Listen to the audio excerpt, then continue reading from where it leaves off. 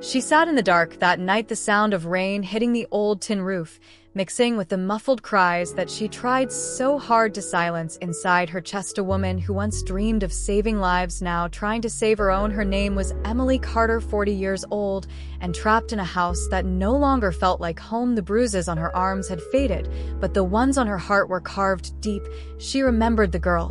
She used to be a bright student, full of ambition, who once stayed up late reading books about human anatomy and dreaming of becoming a doctor. But life had taken her on a different road. She met a man at 23, charming, confident, full of promises, who told her she could do anything, but slowly turned those words into weapons that broke her spirit piece by piece. The first time he shouted, she forgave him. The second time, she blamed herself. By the fifth time, she stopped recognizing the face in the mirror. Years passed like slow-moving smoke, filling every corner of her life, until she could no longer breathe. One winter night, after another violent argument, she sat at the kitchen table, shaking and numb, and looked at the photo of her two children sleeping peacefully in their beds. She realized the truth. She was not staying for them. She was teaching them that pain was normal, and that love came with fear. That realization struck her harder than any slap ever had. She knew she had to leave, so she waited until he went to work the next morning, packed a small bag, slipped her wedding ring into a drawer, and walked out the door, her hands trembling as she turned the key for the last time. The wind on her face felt like the first breath she had taken in years.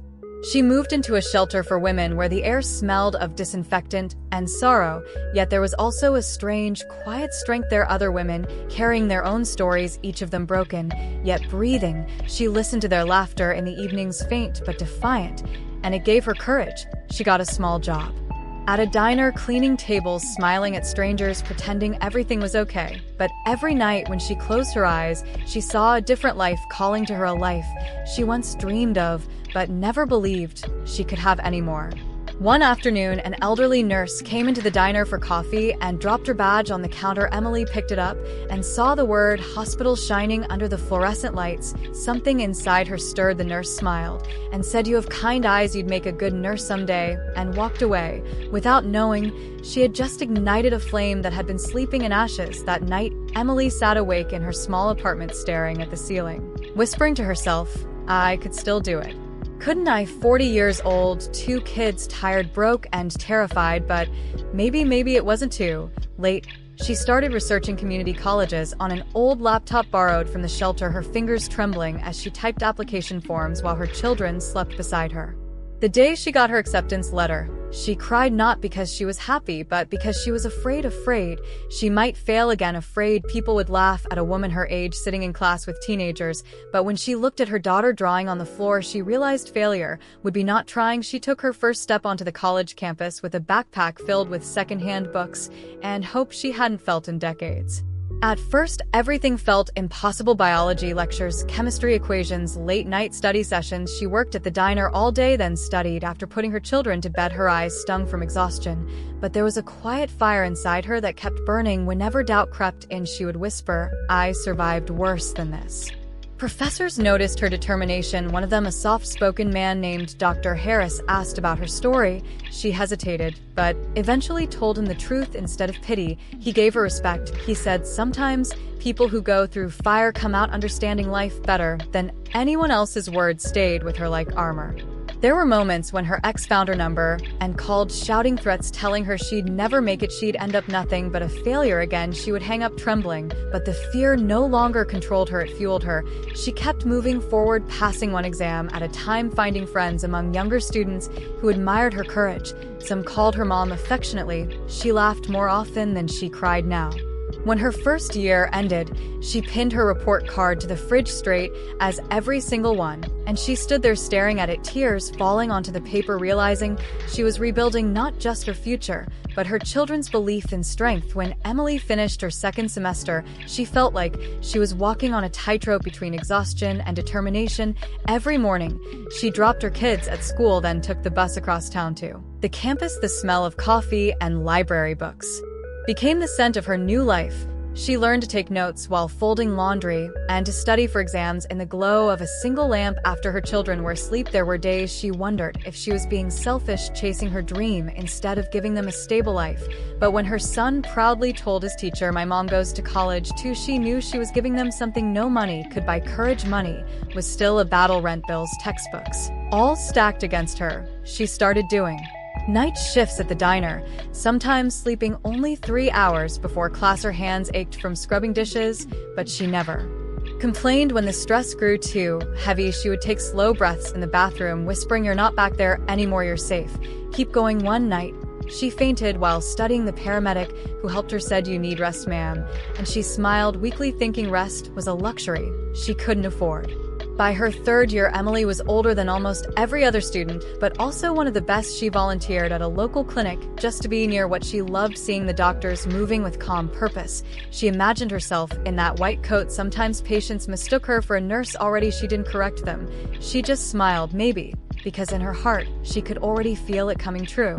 But the past didn't vanish easily. One evening, her ex-husband appeared outside the diner, yelling that she had destroyed his life. The manager called the police, and for the first time, Emily didn't run. She stood straight, her hands shaking but her eyes steady. When the officers took him away, she walked home under the streetlights, feeling lighter than she had in years. She realized freedom wasn't just leaving, it was refusing to go back. Her children were growing too. Her daughter, 13 now, asked one night, "Mom, were you scared when you left him?" Emily looked at her and said, "Yes, every second, but being scared doesn't mean you stop moving." Her daughter hugged her tightly and whispered, "I want to be brave like you one day." Emily held her and thought maybe that was the real healing, not just for her, but for the next generation. When graduation day arrived, Emily stood in line wearing a second-hand gown, her heart pounding. The announcer called her name.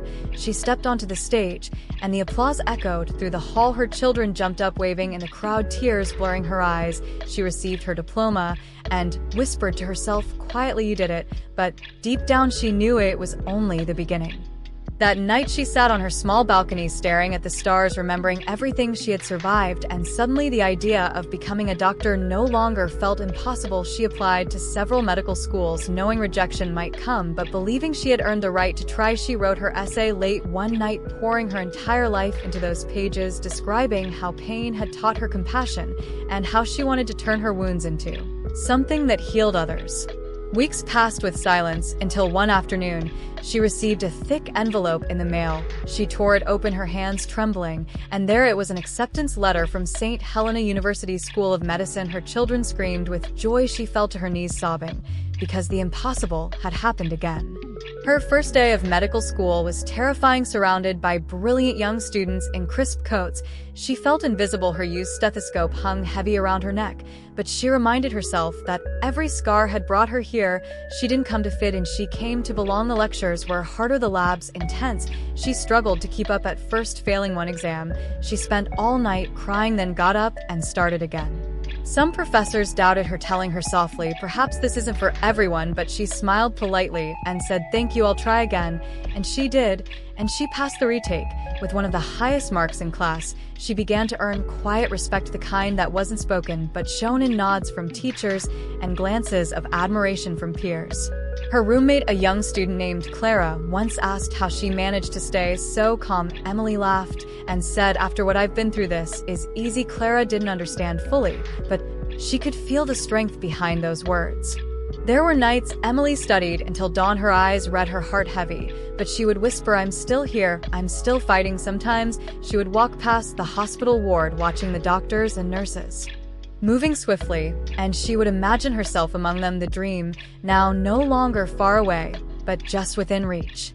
One winter morning, she received a call that her mother had passed away. She hadn't spoken to her in years. Guilt washed over her, but she left for the funeral quietly, standing by the grave with her children, the cold wind cutting through her coat. Her son held her hand and whispered, "It's okay, Mom." She nodded silently, realizing how far she had come from the girl who once thought she couldn't survive alone. Now she stood surrounded by love, not fear.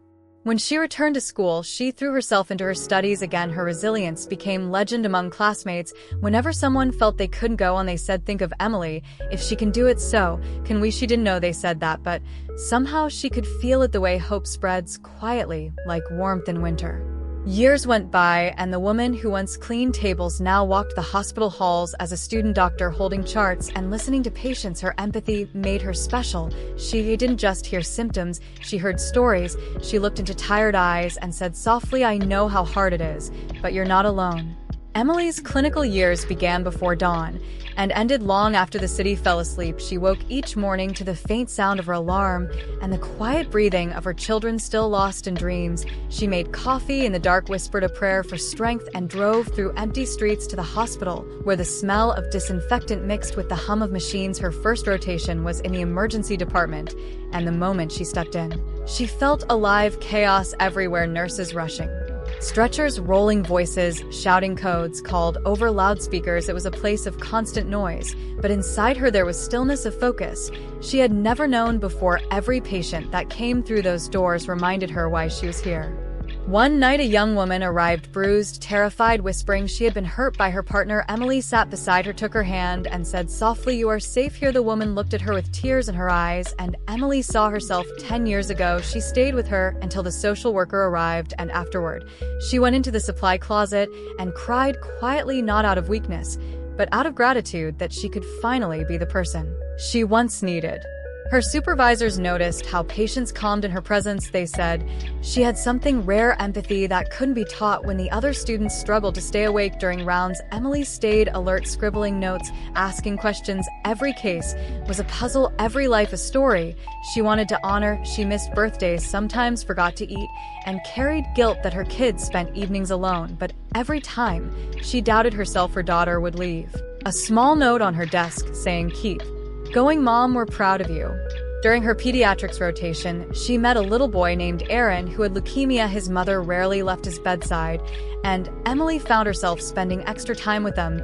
She would read him stories, make him laugh, even when his tiny body shook with pain. One night he looked at her and whispered, "I want to be a doctor too." She smiled and said, "Then you have to get better, so you can take my place someday." The next morning, he was gone. She stood in the empty room, staring at the bed sheets folded neatly. And for the first time, she truly understood the weight doctors carried. There were nights when she questioned if she was strong enough for this life, the death, the pain, the constant pressure. But then she would walk past the mirror in the locker room, see her tired reflection, and whisper, "You've been through worse. Keep going." On her worst days, she remembered the woman in the diner, the one who thought her life was over, and she smiled because that woman was gone. In her final years, she faced her biggest test, yet the national licensing exam failure would mean starting over, and she couldn't afford that. She studied day and night, sometimes falling asleep at her desk, waking up with pages stuck to her face. On the day of the test, she walked into the hall clutching her pen like a weapon. She wrote until her fingers cramped, then she waited weeks for the results, sleepless, anxious, until one afternoon her phone buzzed. She opened the email and saw the word, "Congratulations." She screamed. Her children ran into the room. They jumped together, laughing and crying at once. That night they celebrated with pizza and sparkling cider, and Emily looked around the tiny apartment thinking it wasn't fancy, but it was home built not from money, but from survival and love. Graduation day came again, but this time it felt different. She wore her white coat, her name embroidered with the title she had fought for, Emily Carter, MD. As she stood on stage, the applause roared around her. The dean said, "Your journey has inspired everyone here." She smiled through tears, knowing that the real award wasn't the degree, but the life she had reclaimed. After the ceremony, she visited the small shelter where her story had begun, the same place that had given her a bed and safety years ago. She donated her old textbooks to the women there and told them it's never too late. One of them asked softly, "But weren't you scared?" She said, "Yes, every day, but courage isn't the absence of fear, it's walking through it." Her first job was at a community hospital, serving people who reminded her of her old self. Women with bruises they tried to hide, men worn down by poverty, children who needed someone to listen. She treated each one not just with skill, but with understanding. She made sure every patient left feeling seen. Her colleagues admired her calm under pressure. They didn't know how many storms she had already survived. One late evening, while finishing charts, she looked out at the city lights and realized she was finally where she was meant to be, not because life had been kind, but because she refused to give up. And yet, even in success, there were nights when loneliness crept in. She had rebuilt her life, but she still carried memories like quiet ghosts. Sometimes, when the hospital halls were empty, she would stand by a window and whisper thank you to the universe for giving her a second chance. She no longer feared silence. She had learned to fill it with purpose. One rainy night, a woman was brought into the ER, unconscious, multiple injuries, the chart said. Domestic violence. Emily felt her chest tighten. She rushed to stabilize her hands, moving with instinct. The patient survived. When she woke up, Emily sat beside her and said softly, "You're safe. Now I know how hard it is." The woman stared at her, eyes wide, as if seeing hope for the first time, and whispered, "Thank you." That night, Emily drove home under the rain, the same rain that had once fallen on her the night she decided to leave, and she realized the circle was complete. She had turned her pain into healing, her fear into strength, her story into someone else's reason to live. Emily worked in the hospital for almost 2 years, and in that time, she became known not just for her skill but for her heart. Her office was always full of patients who trusted her with more than their medical history. They told her about their fears, their broken homes, their silent battles, and she listened the way someone listens who has known the darkness herself. But beneath her calm smile, the weight began to build. Day by day, she carried the pain of others like invisible stones in her pockets. Sometimes when she drove home after midnight, she sat in her car for a long time, unable to step inside, too tired to cry, too proud to ask for help. She had spent so long being strong that she forgot how to rest. One evening, while walking through the pediatric wing, she heard a lullaby being played softly from one of the rooms. She stopped at the doorway and saw a young mother holding a child, pale and weak, the same fear Emily once carried in her own heart. She stepped inside, sat quietly beside them, and said, "You're doing everything right." The woman looked up, eyes full of tears, and whispered, "I'm just so scared." Emily took her hand and said, "I know." She stayed there long after her shift ended, just breathing with them, because sometimes the greatest medicine is presence. Her reputation grew. She was invited to speak at a conference about resilience in medicine. Standing on that stage, she felt her knees shaking, but when she began to speak, the words flowed not from her notes, but from her soul. She told them about surviving domestic violence, about raising 2 children alone, about starting college at 40, and about the power of compassion. The room was silent when she finished, and for the first time she saw that her story didn't belong to her anymore. It belonged to everyone who needed to believe it was not too late. After the event, a young intern approached her. Eyes wet, and said, "My mother went through the same thing. I never understood how strong she was until now." Emily hugged her and whispered, "Love her for what she survived, not just for what she became." That night, she returned home and sat by the window watching the city lights, thinking how strange it was that pain could one day become purpose. But life in medicine is relentless. She began to feel the edges of burnout, her body tired, her smile forced. She was working double shifts, volunteering at the shelter, mentoring new students, all while trying to be the perfect mother. Her daughter now in college, her son finishing high school, both independent, but still her reason to breathe. One night her daughter called and said, "Mom, when was the last time you did something just for you?" Emily laughed softly and couldn't answer. She realized she had spent years healing others, but had forgotten to heal herself. That realization hit harder than she expected. She took a few days off, something she had never done before. She drove to the ocean park near the shore and walked barefoot on the sand, the cold wind whipping her hair. She closed her eyes and felt small against the vastness of it all, but for once that smallness felt peaceful. She whispered to herself, "You made it here somehow, and maybe that's enough." When she returned to work, she started something new, a support program for women trying to rebuild after abuse, not just medical help, but mentorship, guidance, courage. She met them weekly in a quiet room with warm light and tea. She told them not fairy tales, but truth, that healing was messy, that fear would come back, but that they were stronger than it. She listened to their stories and recognized fragments of her own, and through helping them, she began to heal deeper than she ever had before. Her hospital supervisor noticed the difference, her energy quieter but stronger, her smile genuine again. She was given an award for community impact, but when she went on stage to accept it, she said, "This belongs to every woman who got up again after being told she couldn't, because none of us rise alone." One afternoon, a letter arrived from her old college, the same place where she once sat trembling with fear of failure. They wanted her to come speak at the graduation ceremony. She hesitated, thinking of all the years that had passed, then agreed. She stood on that stage, looking out at hundreds of young faces full of dreams, and said, "I used to think my life ended at 40. I was wrong. It began at 40. I learned that sometimes the second chapter is stronger than the first if you write it with truth. After the ceremony, a professor approached her and said, I always knew you'd make it. Emily smiled and said I didn't, but I kept walking anyway. On the flight home, she watched clouds drift by and thought about how everything she had lost had led her exactly here. That night, she came home to an empty house, quiet but peaceful. Her kids grown, her shelves lined with books, her fridge full not just of food but memories. She poured herself a cup of tea, sat by the lamp, and opened her journal. She wrote, thank you to the woman I was for not giving up when everything said stop. Thank you for walking through fire and still choosing kindness. She closed the book and felt a calm she hadn't known in years.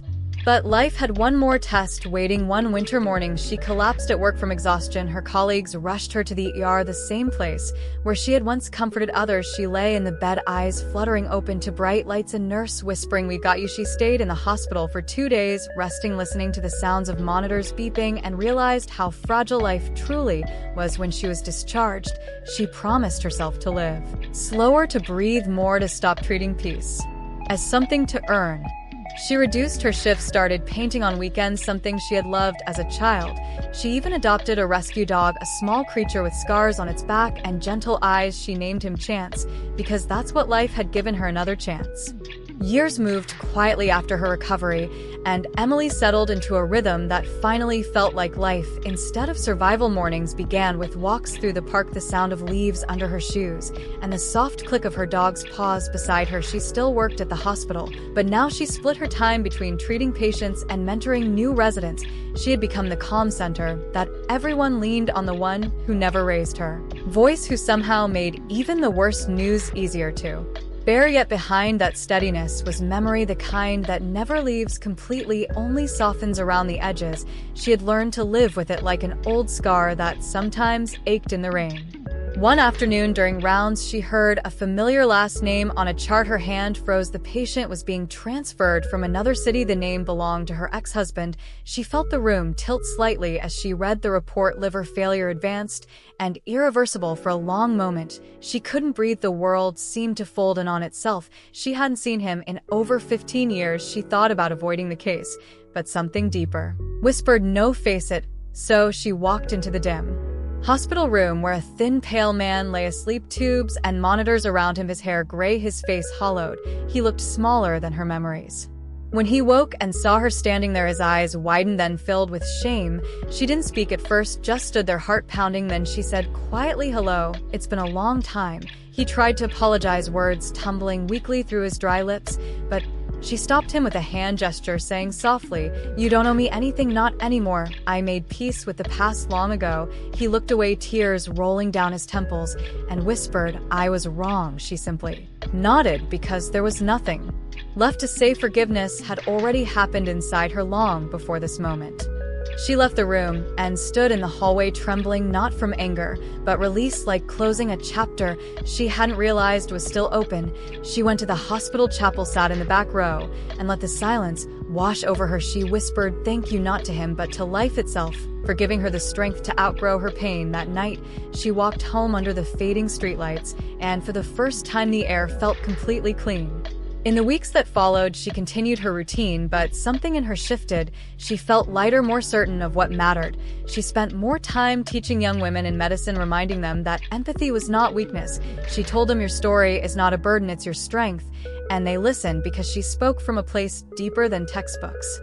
Her daughter graduated from college and came home one weekend saying she wanted to study social work to help women rebuild their lives. Emily cried, hugging her so tightly she could barely breathe. Her son joined the police force, determined to protect rather than harm. When he pinned his badge, she whispered quietly, the cycle ends here.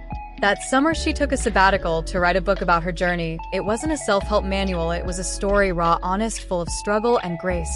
She wrote it late at night with a lamp on and Chance asleep at her feet, words flowing like a confession. And when it was published, it reached more people than she ever imagined. Messages arrived from around the world, people saying her story gave them courage. One letter came from a woman in Texas who said, I left last night because of your book, Emily. Read it and wept, not from sadness, but from awe at how far hope could travel. A few months later, she was invited to speak at a national medical conference, her topic compassion fatigue in modern healthcare, but When she stepped on stage, she began differently. She said compassion is not a resource that runs out, it's a muscle that grows when you use it on yourself too. The audience rose to their feet when she finished, and in that applause, she felt not pride but peace. Life continued quietly the way good lives often do. Morning light on her kitchen walls, laughter of friends, weekend calls from her children, small joys that filled the spaces where fear once lived. She kept a photograph of her younger self on her desk, not as a reminder of pain, but as proof that even broken beginnings can lead to beautiful middles. Then one snowy night near Christmas, the hospital received a rush of emergency calls, a highway accident, multiple injuries. Emily rushed in still in her winter coat, working side by side with residents for hours, without rest, stabilizing patient after patient. At dawn, when the chaos finally slowed, she stepped outside into the pale light, snowflakes melting on her hair. She closed her eyes and smiled, exhaustion and gratitude mingling. She whispered softly to the sky, "Thank you for letting me do what I was meant to do." Years passed like chapters in a thick book that only Maria truly understood. Every page of the struggle, every tear, and every sleepless night now became a badge of honor she wore quietly. She worked long hours in hospitals, comforting patients who had once stood where she once stood, alone in pain but fighting to live. She became known not for her tragic past, but for her courage, her compassion, and the way her voice could calm even the most frightened soul. One evening, as she walked out of the hospital, the city lights shimmered like stars, and she paused by the glass doors, remembering the woman she used to be, the woman who cried silently in the dark, the woman who believed she was too old, too broken to start over. That woman was gone. Maria had rewritten her story brick by brick, heart by heart. She had gone from a survivor to a healer. A young nurse approached her with tears in her eyes, saying, "Doctor, you inspire me. Every day I heard what you've been through, and it gives me hope." Maria smiled softly, holding her hand, saying, "Hope is not something you find, it's something you create, and that's what you're doing now." She didn't say it to sound wise, she said it because she had lived it. In that moment, she realized her story had already started saving others long before she even noticed it. On her graduation anniversary, she visited her old neighborhood. The small broken house still stood, but quieter. She walked through the cracked gate and stood where she once hid from her fears. She whispered to the wind, "I made it." And for the first time, she didn't cry, she smiled. That night she wrote a letter to herself, to the woman who once thought she'd never be free. She wrote, "You were brave. When no one saw it, you kept going. When no one clapped, you didn't just survive, you transformed." Years later, a documentary team came to interview her for a project called Voices of Resilience. When the interviewer asked, "What would you say to women who think it's too late?" Maria looked into the camera, her eyes reflecting both pain and pride, and said, "It's never too late to choose yourself. You may have lost time, you may have lost love, but as long as you have breath, you can begin again. Life will not hand you happiness, you have to build it piece by piece, even from ashes." As the camera faded, she stood outside, watching the sunset, feeling at peace. She never thought she'd earn. The sky was glowing in shades of orange and gold, and she felt as if the world itself was applauding her journey. In that silence, she knew her purpose wasn't just to heal bodies, it was to heal spirits, including her own. Maria didn't become famous or rich, but her life became a living example of strength. She went from a woman silenced by violence to one who taught others how to speak from pain. She mentored young women, encouraged them to study, told them never to believe they were too late. And when she looked in the mirror, she no longer saw a victim. She saw a warrior, her scars turned into medals of survival. And so when she finally sat by her window years later, gray hair brushing her shoulders, a steaming cup of tea in her hand, she whispered to the quiet world outside, "I did it. I became the woman I was always meant to be." Somewhere in the distance, a siren wailed, perhaps another woman in trouble somewhere about to begin her own story. But this time, maybe she would hear Maria's voice on a podcast or see her name in an article and know that she too could rise. Because Maria's story wasn't just hers, it was every woman's story who dared to leave the fire and still learned to walk through the smoke toward the light. And that light kept burning, not because it was never challenged, but because it refused to die. That's what Maria left behind. Not a legacy of perfection, but of perseverance, not a story of ease, but of rebirth. And so her journey ended not in sadness, but in strength, a quiet reminder that the bravest women are not the ones who never fall, but the ones who rise again and again until standing becomes their nature and healing their gift.